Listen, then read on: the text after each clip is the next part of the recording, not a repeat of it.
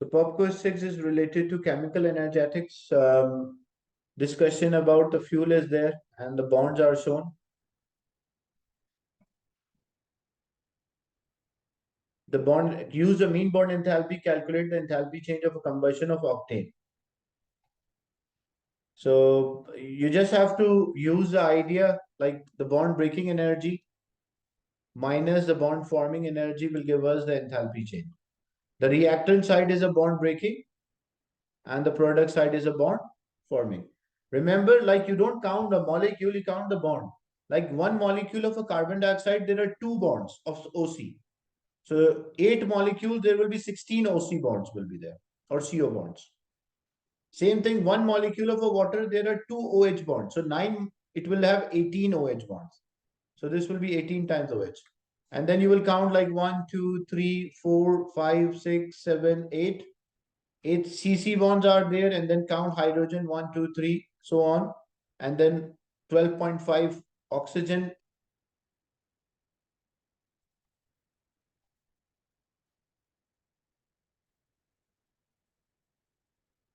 This is 12 whole number, 1 by 2 means 12.5.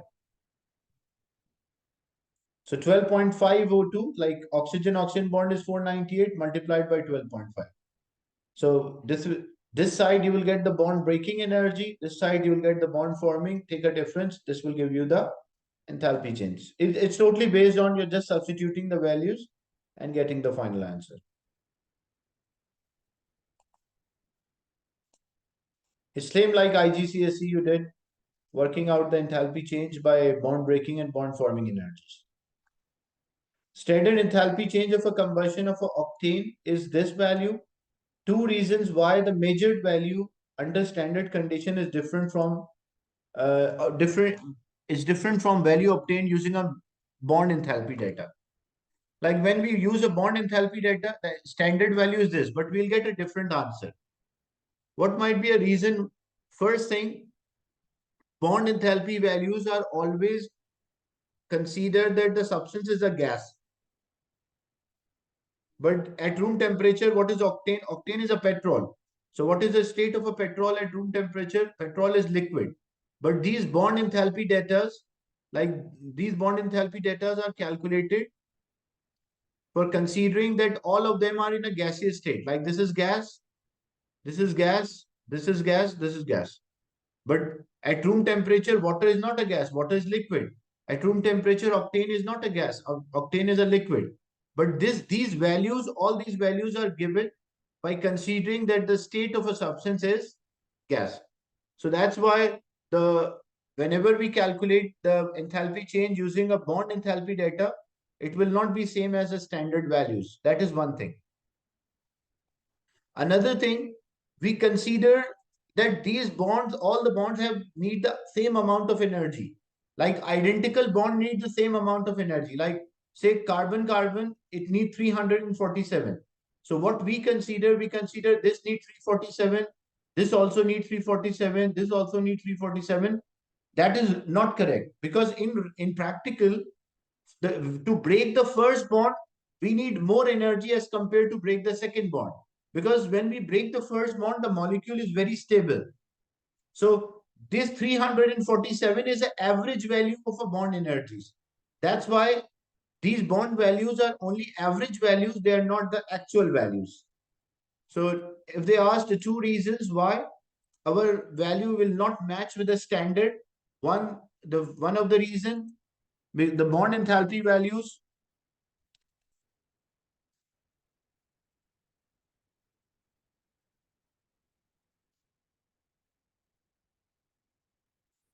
are for gaseous state and the bond enthalpy values are average energy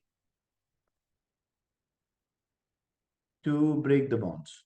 It's not the actual amount of energy, it's an average energy which we need to break these bonds.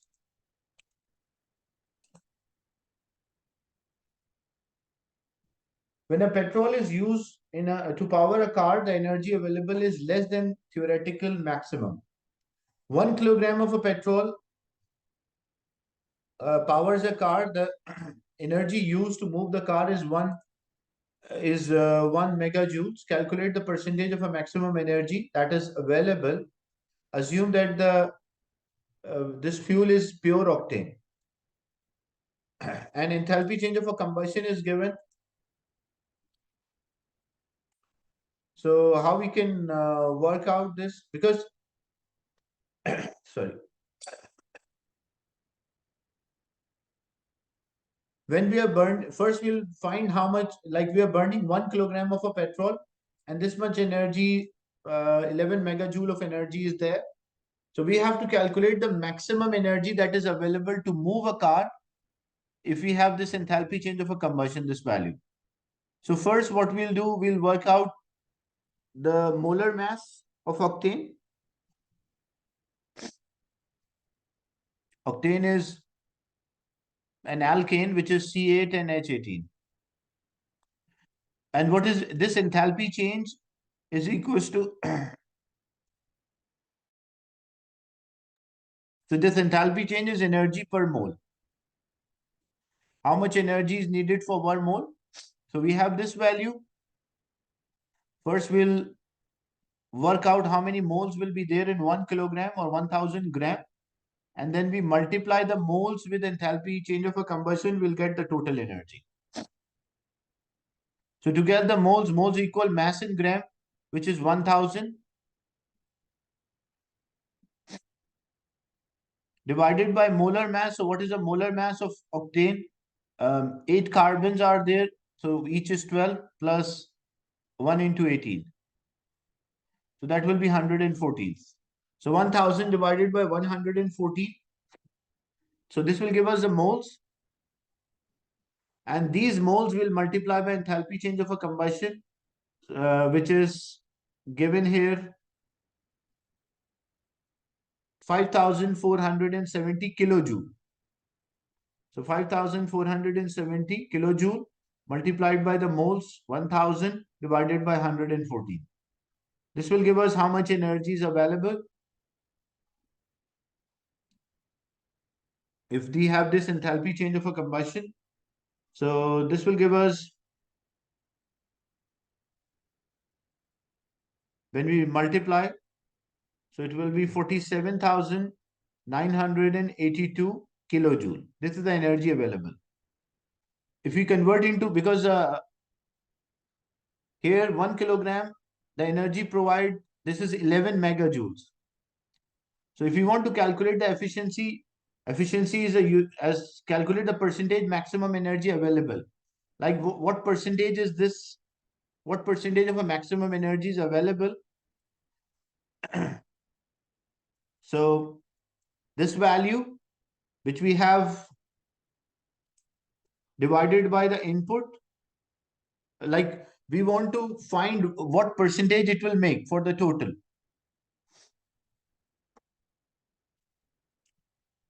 So this is the total energy. This is the total energy which, when we burn octane or a petrol, this is the total energy if we burn 1 kilogram of a petrol.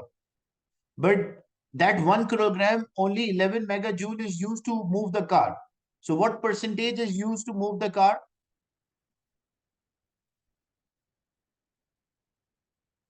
So it will be 11 mega. So 11 into 10 to the power 6 divided by the input, which is 47892 exponent 3 multiplied by 100.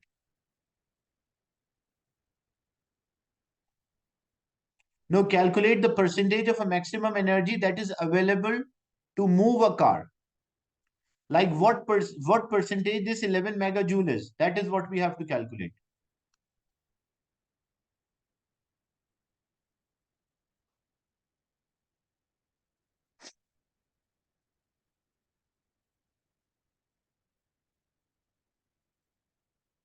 So the question is, like, when we are burning a petrol, the question is, when we are burning a petrol, it is providing 11 megajoule to move the car. The question is, calculate the percentage of a maximum energy that is available to move a car.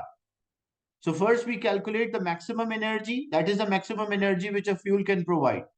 And then the energy which is used to move a car divided by the total energy into 100, that will give us what percentage is available to move this car.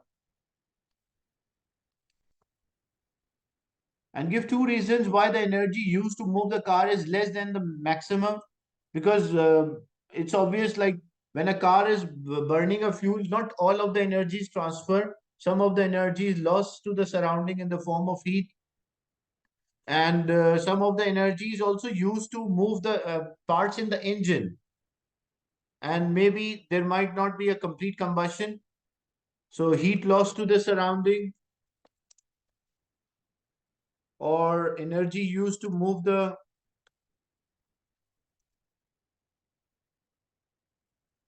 inside the engine, or incomplete combustion is there. If there, it's an incomplete combustion, so it won't give the same results as what we calculated. Two alternative,